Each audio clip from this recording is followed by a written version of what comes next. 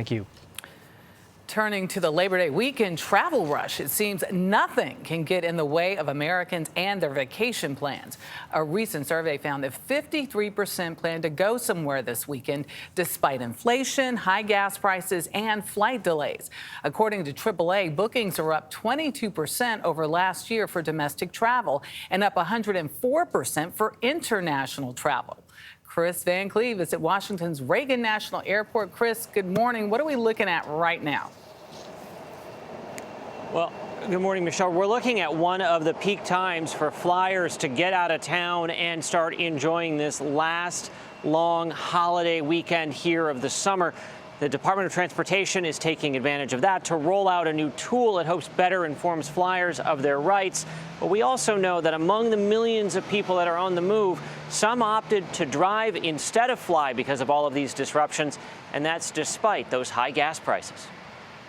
If it's Labor Day weekend, the Steinberger family is on the move, usually flying out of New York for one last summer adventure. But this year, they're hitting the road. The fear of our family being stuck in the Caribbean or in another part of the United States definitely did weigh into our decision on doing a drivable destination. While the national average for a gallon of gas has fallen steadily for the last 11 weeks, currently hovering around $3.80, driving will still cost the Steinbergers about 20% more than it would have last year.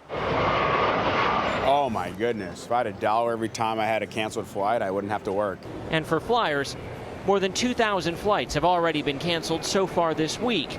Airlines and air traffic control staffing issues this summer led carriers to reduce schedules and step up hiring.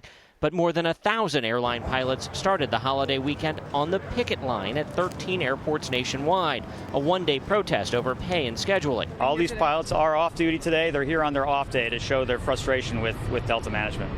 This comes after a summer of headaches where nearly a quarter of flights have been delayed on average by nearly an hour. In June, that sent airline complaints up 270% compared to 2019.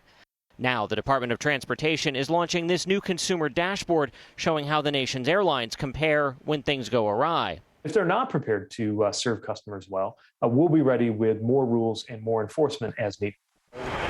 Secretary of Transportation Pete Buttigieg says airline performance is improving, but there's more work to do. How do you feel about going into the Labor Day weekend?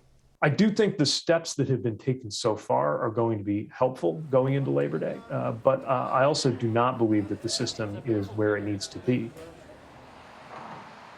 And Delta says those pickets did not impact its operations yesterday and said the move by pilots is really more about leverage during contract negotiations. Gayle? Kris, thank you.